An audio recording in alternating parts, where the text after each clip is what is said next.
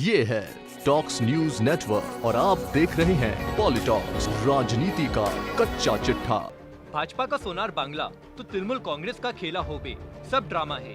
बंगाल वासियों, मैं तुम्हें यही बताने आया हूँ। आने में देर जरूर हुई है, लेकिन मैं भाजपा और टीएमसी को लेकर सचेत करना चाहता हूँ। पीएम मोदी और ममता बनर्जी के बीच जारी सियासी रस्साकशी से बंगाल जरूर दो हिस्सों में बढ़ जाएगा।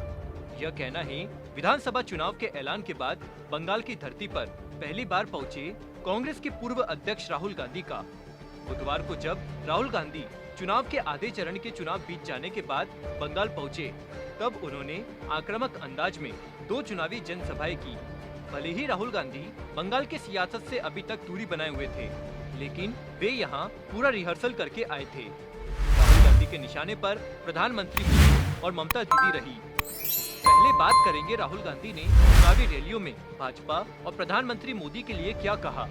कांग्रेस सांसद राहुल गांधी ने बंगाल की जनता को संबोधित करते हुए कहा है कि नरेंद्र मोदी ने कहा, भाइयों बहनों थाली बजाओ, कोरोना चला जाएगा।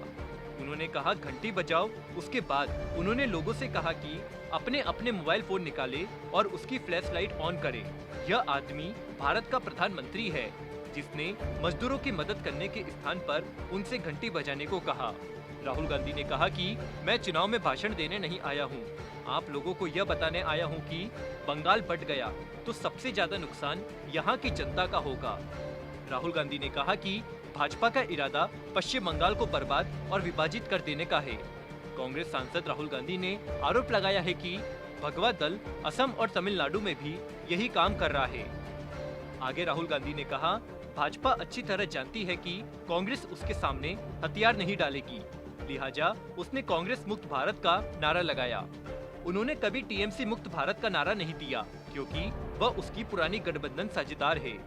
भाजपा को जबरदस्त आड़े हाथ लेते हुए राहुल गांधी ने कहा कि बंगाल में भाजपा आग लगाना चाहती है, बंगाल जलेगा, बंगाल की माताएं और बहनें रोएगी, क्योंकि एक बार इन्होंने बंगाल को वोट दिया, फिर बंगाल में आग लगेगी, उसको कोई नहीं रोक सकता। और ऐसी आग लगेगी कि बंगाल में उसको पहले किसी ने नहीं देखा होगा। बीजेपी ने उत्तर प्रदेश में आग लगाई, उसके बल पर वो चुनाव जीते। उसके बाद क्या हुआ, आज जाइए उत्तर प्रदेश में देखिए, कोरोना आता है, अस्पताल लाशों से भरे पड़े हैं, जहाँ भी देखो लोग कोरोना से मर रहे हैं।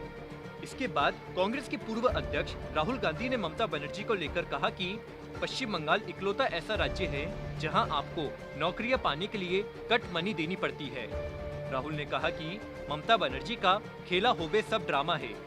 क्या हम आपको बता दें कि बंगाल के इस सियासी खेल में प्रधानमंत्री मोदी और ममता बनर्जी एक दूसरे पर हमला करते करते कितने दूर निकल गए हैं कि उन्हें राहुल गांधी की गर्जना कम ही सुनाई दी।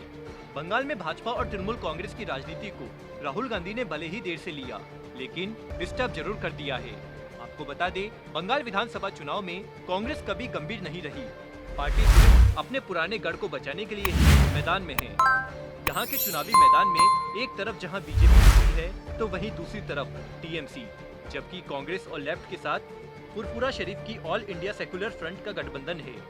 मुर्शिदाबाद, मालदा और दिनाजपुर जैसे इलाकों में पिछली बार की तरह नतीजे दोहराने के लिए कांग्रेस अब सक्रिय हो गई है और अगले 4 चरणों के चुनाव में पूरे दमखम के साथ टीएमसी और बीजेपी से मुकाबला करना चाहती है। इसी को ध्यान में रखते हुए राहुल गांधी ने चुनावी सभाओं को संबोधित करते हुए पीएम मोदी और ममता बनर्जी पर जमकर हमला बोला। गौरतलब है कि सिलीगुड़ी जिले के माटीगारा नक्सलबाड़ी और उत्तर दिनाजपुर जिले के गोलकोपर विधानसभा क्षेत्र में बड़ी आबादी मुस्लिम वोटर्स की है, इसलिए कांग्रेस ने यहाँ कई मुस्लिम वोटर्स उतारे हैं। इसे देखते हुए अभी राहुल गांधी की बंगाल में कुछ चुनावी जनसभा और भी हो सकती है। कांग्रेस बंगाल में 92 सीटों पर विधानसभा चुनाव लड़ रही है।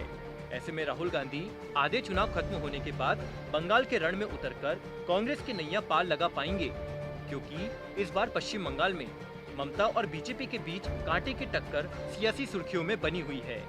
बंगाल के इस घमासान में कांग्रेस लेफ्ट कहीं नजर नहीं आ रही। ऐसे में राहुल की कांग्रेस पार्टी को चुनाव में अच्छा प्रदर्शन करने के लिए बड़ी चुनौती भी होगी।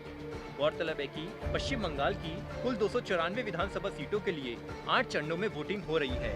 अब तक 4 दौर की वोटिंग खत्म हो चुकी है। 17 अप्रैल को 45 सीटों पर होने वाले 5वें चरण के चुनाव के लिए चुनाव प्रचार थम चुका है। इसके बाद 22 अप्रैल को छठवें चरण में 43 सीट, 7वें चरण में 26 अप्रैल को 36 सीट, 29 अप्रैल को 8वें चरण में 35 सीटों पर वोटिंग होनी है। वोटों की गिनती 2 मई को की जाएगी। पॉलिटॉक्स ब्यूरो, बंगाल। ये है टॉक्स न्यूज नेटवर्क और आप देख रहे हैं पॉलिटॉक्स, राजनीति का कच्चा चिट्ठा।